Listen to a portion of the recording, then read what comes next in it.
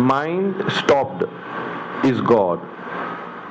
Mind working is man. Mind working fast is mad.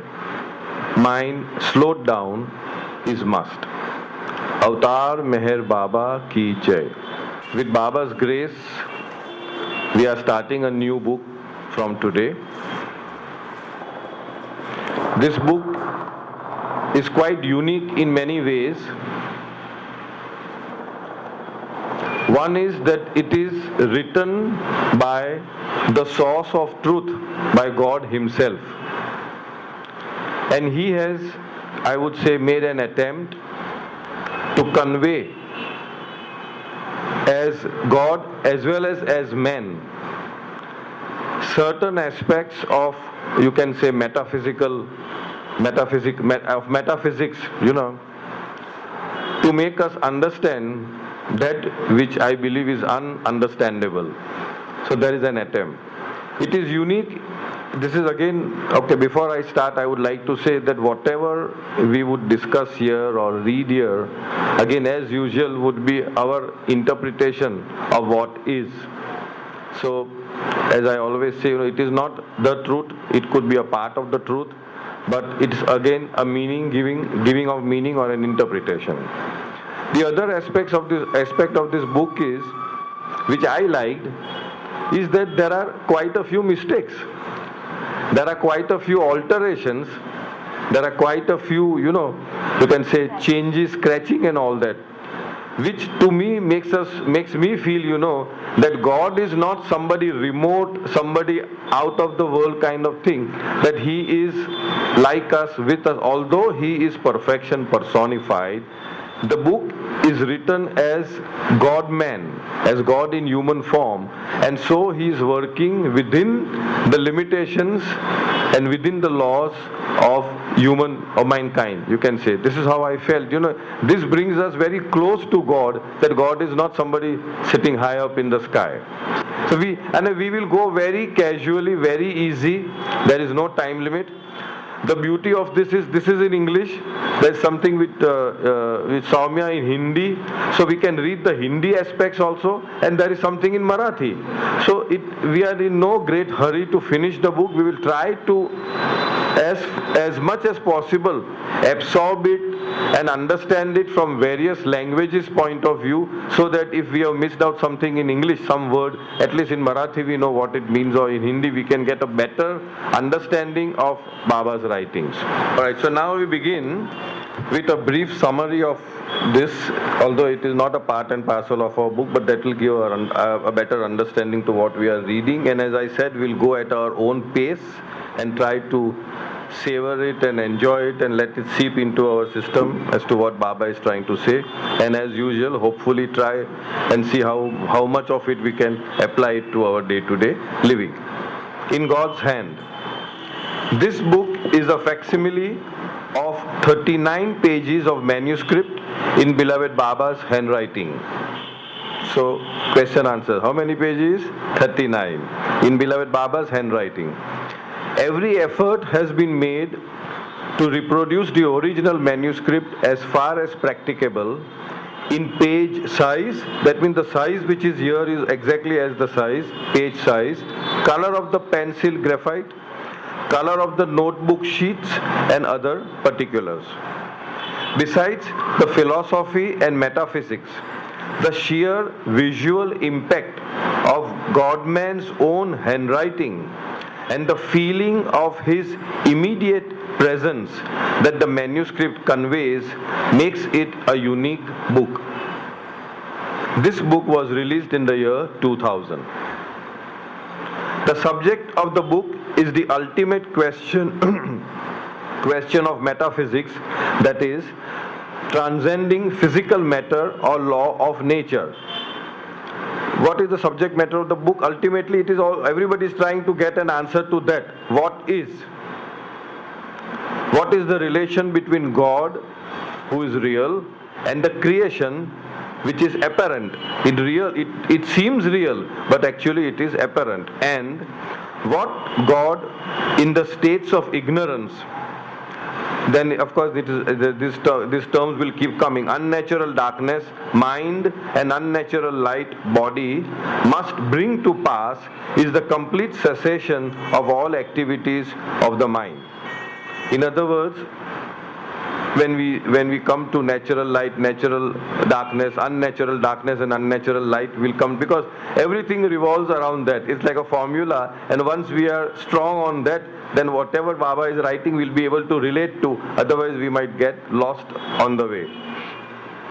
After commencing his silence on 10th July 1925, for a year and a half, Baba communicated primarily through writing with chalk on slates.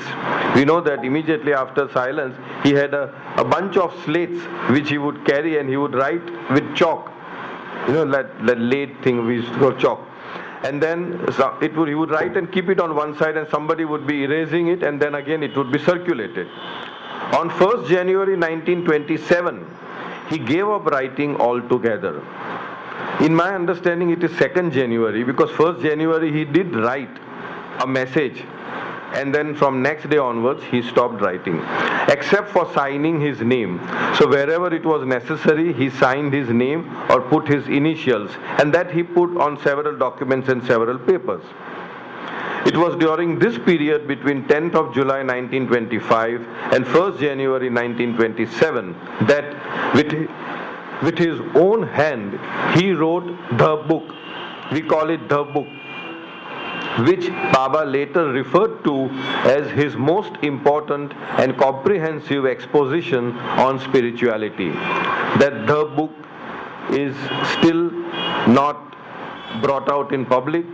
Nobody knows the whereabouts, so it is not yet released. I would rather choose to say it an unreleased book rather than a missing book, because missing book sounds a little negative. Unreleased, it is. Yes, it is a part of that. It's part of share. Yeah, correct. All right. Okay. The 300-page manuscript is still missing. Baba said that this literary composition of his would be the future Bible, Quran, Avesta, and Vedas, as it will be universally accepted by all castes and creeds. I have left the use of the pen and stopped writing anything after finishing this great work, and hence it has force. So because he stopped using his pen, so to speak, except for putting his signatures and initial, after writing this work, not this work but the 300 pages work, which is called the unreleased book as yet, or the missing book, so to speak. So that is why Baba says that is why that book will carry force. Baba's handwritten manuscript, reproduced in God's hand, probably dates from this same year. I would use the word definitely, because after that he had never wrote anything. So it is definitely before 1926, 1st January 1927. And since this part, this 39 pages is a part of a bigger book, it can be perhaps safely assumed that this was written in the year 1925-26. According to Ramju Abdullah's note on the front cover of the original manuscript, In God's Hand was written in 1925. That is what Ramju Abdullah has written. So in other words, Ramju is confirming that the contents of this was written by Baba in 1925. The name was given in 2000. Alright. These 39 handwritten pages therefore capture the concrete image of one of his human activities, which is writing, that was rarely in evidence after 1927. After 1927, this human evidence, evidence of human activity was not in evidence. In God's Hand contains predominantly English language material. Predominantly it is written in English. Bolo? No. This is Ramju. This is Ramju. Ramju has written. This material is everywhere dappled. Dappled means spotted, and in some sections fully saturated with non-English words and passages. So predominantly it is English, but it is also dotted or spotted with this non-English words and passages. At a few junctures, the manuscript reverts to Gujarati. The total effect is something like a multi-linguistic stew or khichdi in which an English language base is flavored and spiced by vocabulary from Gujarati, Hindi, Marathi, Urdu, Sanskrit and Persian.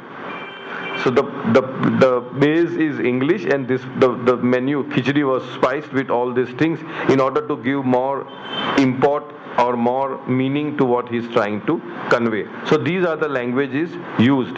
And I suppose somewhere else I had read that when Baba wrote that book, he did say that it is written in many languages. It is written in multi-language. These non-English words usually being rendered in Gujarati script. So even though it is a non-English word, it is written in Gujarati script. The script is Gujarati. So, right. For example, I don't know whether that word will occur, Pir or Wali. It's a Sufi word. You know, it's a Persian thing, but written in Gujarati script that way. This tasty melange means a mixture, varied mixture of different language traditions and cultural backgrounds, no doubt derives from and reflects the ashramic cultural mix at Mehrabad in the mid to later 20s. In the mid to later 20s, you will see that there were Christians, there were Muslims, there were Hindus, there were Parsis, Iranis. It is reflection of that mix in Mehrabad. For a number of the Mandli of the period, as well as Meher Baba himself had received an English language education, because Baba studied in English medium. Gujarati and sometimes Dari is a colloquial version of Farsi, which the Iranis generally use at home, were mother tongues for many of the Zoroastrians. Because so many Zoroastrians over there were more Iranis who used Dari rather than Parsis. Parsis were also there, but they were also Iranis. Urdu and Persian carried into India the cultural heritage of Islam.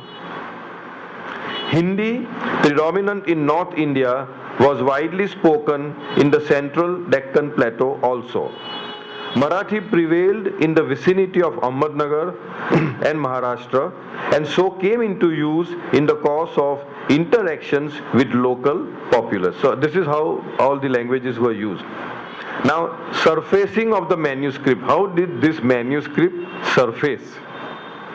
During Meherwan Jasawala's visit to Mehrazad in the early 1970s, that means after Baba dropped his body, Meherwan Jasawala, I think he retired from his job and he started staying permanently in his brother Eraj Jasawala showed him a handbag and asked him to have a look at the notebooks therein and check whether they contained any matter relevant to Baba's lost book. So Eraj must have given the instructions to his younger brother Meherwan, जरा देखो क्या है, क्या उसमें क्या है, कोई मसाला मिलता है क्या, something. After glancing through the manuscripts, Meherwan told Eraj that he would not be able to say anything as he had no idea whatsoever about the contents of the book. So saying, the episode was forgotten. Because Meherwan, in all honesty, said, how do I know whether anything is connected? Because he doesn't know what the contents of the book was. In 1990, after retiring from service, Meherwan came to stay permanently at Mehrazad when Eraj once again asked him to have a look at the by now typed copy of the original manuscript. By that time, from 70 to 90, the original manuscript was typed out. So he asked him again to go through this, meticulously executed by Rhoda Dubash at Eraj's behest. Rhoda Dubash, as you know, she came from Karachi, Rhoda and Adi Dubash. She was an English teacher. She had very good mastery over English, and she had nothing to do. So she would tell Eraj ke mane ke kaam aapo, give me some work, let me do something. So Eraj gave the manuscript and said type. So that is how it was. At Eraj's behest in the later 1980s, going over them with great attention, greater attention, means going over the typed manuscript, Meherwan read out to Airaj a few pages. As Airaj was extremely busy with the trust work and the rush of pilgrims, he asked Meherwan to draw his attention if there was anything new. कुछ नया जानने को हो तो बताओ. While fundamentally the manuscript concerned the same one truth, that is about Baba, its perspective was quite new and different. In the way in which it is written, we have read God Speaks, we have seen discourses, but the perspective of this book, the manner in which it is written is quite different. And this, to very great extent, tallies with infinite intelligence. And that is how they could make out that since this becomes a part of the infinite intelligence, almost verbatim you can say, that means infinite intelligence must also have been dictated by Baba and somebody has written it.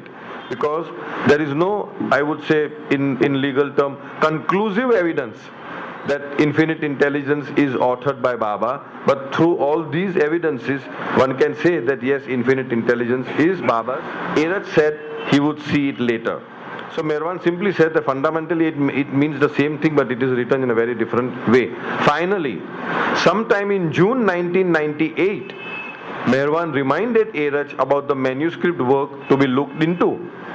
Airaj agreed, and the necessary support from the Trust's Copyright and Publication Committee to go ahead with the project was obtained, with Steve Klein and Ward Parks helping with the editing.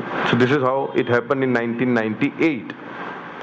While they were busy with the editing and scanning of the original manuscripts, a task ably carried out by Heather and Eric Neddle, with the help of many dedicated Baba lovers, Janet Judson one day approached Meherwan Jasawala and asked him as to what they were all doing. It was explained to her that they were into editing some early discourses by Baba. The next day she came back and said that in Dear Mani's archives, there was a manuscript in Baba's own hand dating from the 1920s, and she asked whether it could be of relevance to their project. See how the thing, there is no sure information as to how Mani S. Irani, Baba's sister, was in possession of manuscript. It is possible that Ramju himself, when he gave his diaries to Meher Baba in Mehrazad in the 1960s, delivered these handwritten pages at the same time, and Baba then entrusted them to Mani. So there is no conclusive how it came, but there is a probability that this is how it would have come, because even in the case of the missing book, so-called, when you trace back, ultimately it came up to Ramju Abdullah, and then there is no further where is that box in which the book was kept. It was kept in New York bank locker. It was kept in Central Bank locker. It was carried all the way wherever Baba used to carry. It went to England. If you know, Gandhiji wanted to read some pages and all that. So all that happened, but after that nobody knows what has happened about it. Meherwan requested Janet to show the manuscript in Baba's handwriting, and she brought a Xerox copy of it that Mani had got done many years ago. On going through it, Meherwan was amazed to find that it was indeed extremely relevant to the project, as the last part of the second notebook reproduced some parts of this manuscript of Baba's almost verbatim. So in my understanding, the earlier this thing, what they may have found may be the infinite intelligence thing, and the certain parts of it contain this aspect of what we found in Baba's own handwriting. This coincidence is an example of the strange and hidden ways in which our beloved guides, when all concerned, work for him, with nothing else in our hearts save love and service for his cause. When we are totally not there in any cause and service that we do, when we are not there, either where you are, God is not. So he manages the show. Where God is, you are not. Where is it? It is over there. Where you are, God is not. Where God is, you are not. Janet then handed to Merwan the original manuscript, which was then very carefully scanned on high-resolution color by Heather and Errico. Early in the next year, that means 1999, Homiar J. Mistry professionally photographed the manuscript on color film, and his negatives served as the basis for the facsimile reproductions in God's hand. So whatever he did, the photography, that became the parcel of this book. This required great care as the originals were in an extremely fragile condition, written in pencil on very poor quality ruled paper in Baba's own handwriting. In October 1999, now we have come to 1999, Merwan learned from Bal Natu that it was actually Bal, at Erach's request, who had carried out this work of searching through the old records, and that Bal subsequently brought the results of his search back to Erach, sequenced below. Now, Bal Natu, as you know, he also joined the Manli. After Baba dropped his body, he stayed at Mehrazad, and he was a great help in all these kinds of things. Now this is what he says. Shortly after Meher Baba's physical passing and the Great Darshan of 1969, many people make mistakes between the last Savas and the Great Darshan. The last Savas is when Meher Baba's body lied in state from 31st January till the 7th of February. And the Great Darshan is from April 69 to June 69, when Baba had given time to all the people, including our Bombayites had gone, and all people from foreign. Even though Baba was not in the physical body, his lovers honored their beloved's call and paid respect, went to Guru Prasad to bow down to Baba in his formless form. So here he is saying, shortly after Meher Baba's physical passing and the Great Darshan of 1969, Erach asked Bal Natu to sort through the books and papers and manuscripts that were being stored at that time in one of the Mehrazad storage rooms, Godown, on the women's side, presumably under the care of Mani, Baba's sister. In Baba's time, the men Manli virtually never went to the women's side except under Baba's direct orders.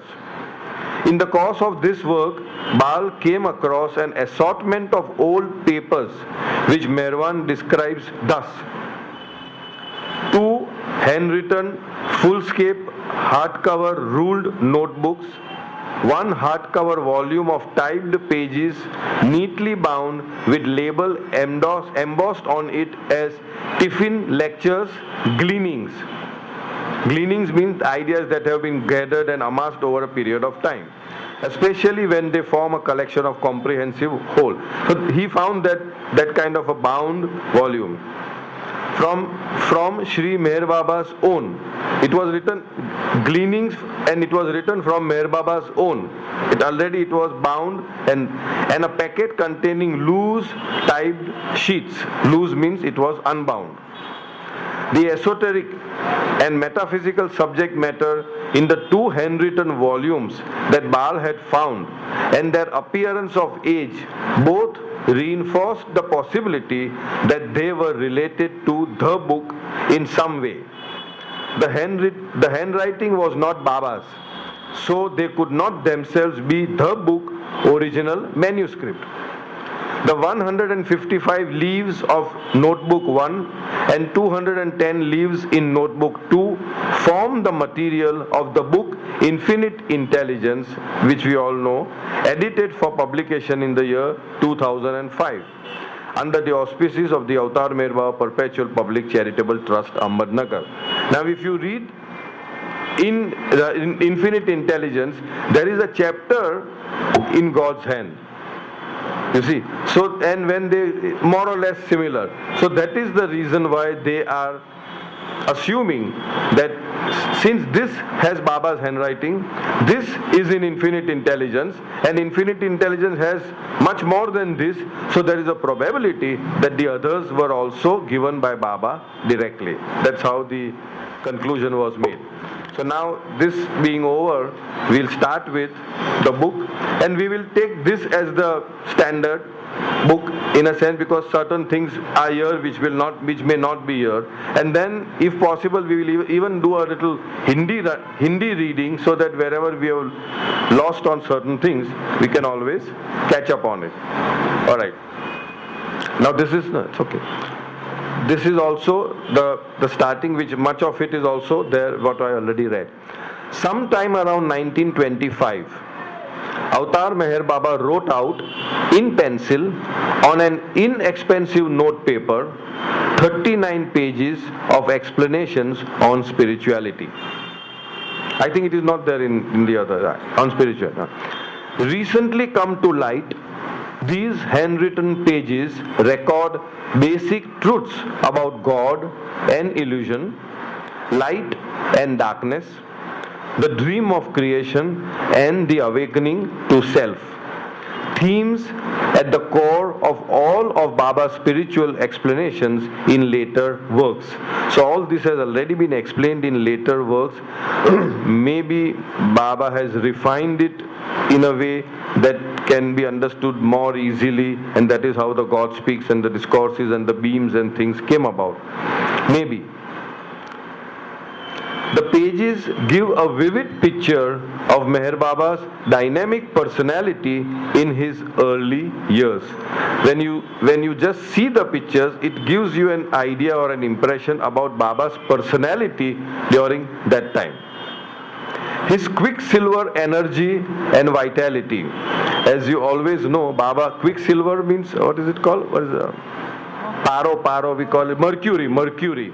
It never stays at one place, always jumping around, tossing around. So Baba had this kind of a quicksilver energy.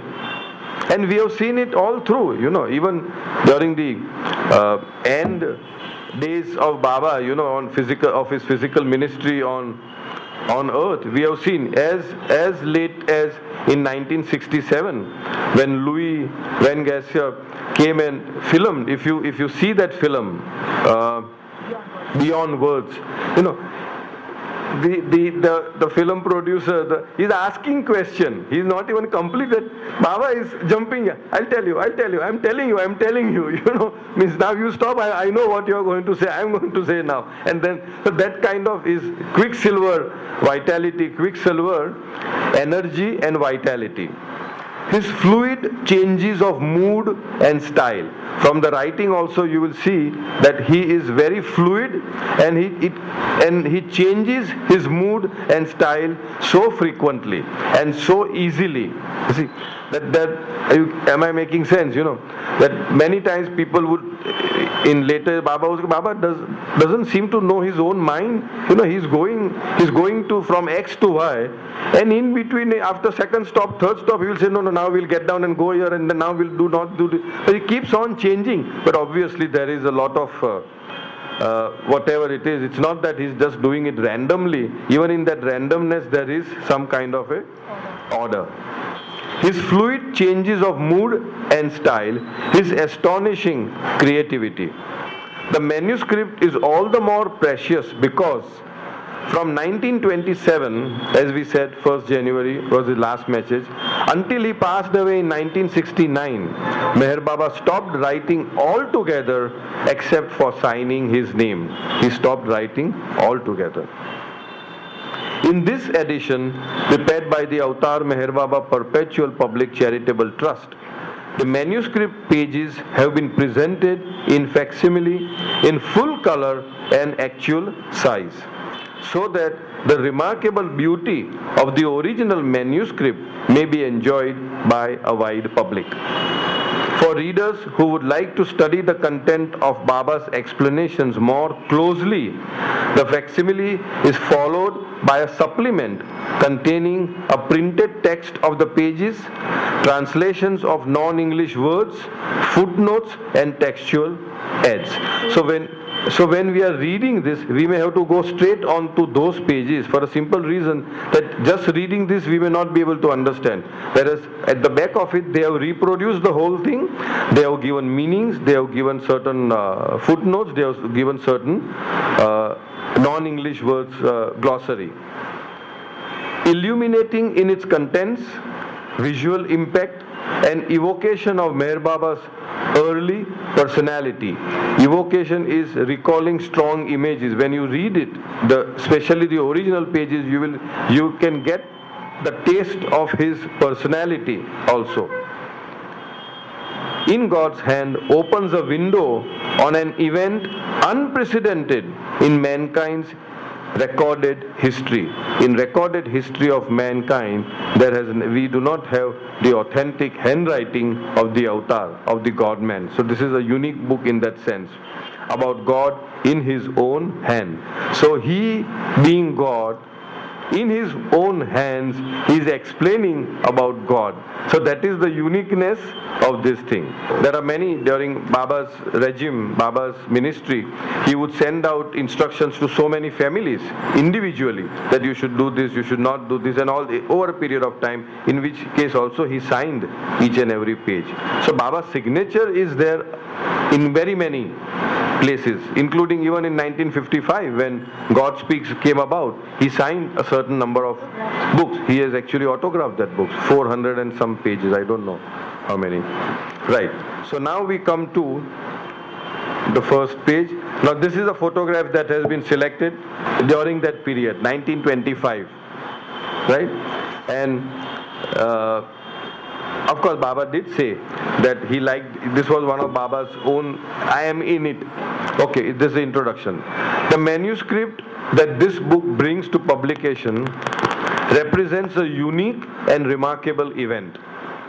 The 39 handwritten pages which comprise its main text are an exposition on ultimate reality in the handwriting of the very personification of that reality, the avatar of the age, Meher Baba. If there is any explanation required, please ask me. It is an exposition, means it is a comprehensive description. Description of what? Description of the ultimate reality, which is God. By whom? By the personification of that reality himself in his own handwriting. So that is the importance of this book, the force of this book. Words that proceed from the source of truth carry an impact that words of the intellect can never can. Means, although you may find in this book, which we find, grammatically, it may not be a correct grammar. But because it has come from the source of truth, it has power. Many people who are intellectual, they may be grammatically very correct. Their composition may be very strong, very powerful. But that force of spirituality which has to come is absent.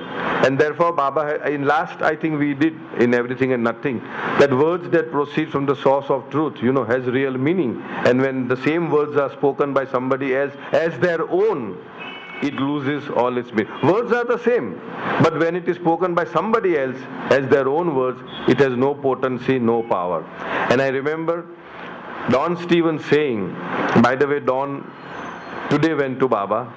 Yes, that will be in the morning, I was to say, but anyway. Don Stevens used to say that Baba's words, that is what Baba had told him, that his words have a kind of a spiritual energy, a spiritual atom bomb, that even though one may not understand it, even by reading it, one tends to get benefit out of it. And that is why we gave a lot of importance to God Speaks when we read it cover to cover. Whether we understood it or not, or how much we understood, that's a different matter.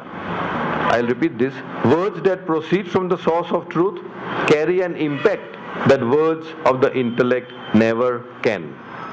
Revelations of the avatar are unlike the inspired pronouncements of philosophers and poets.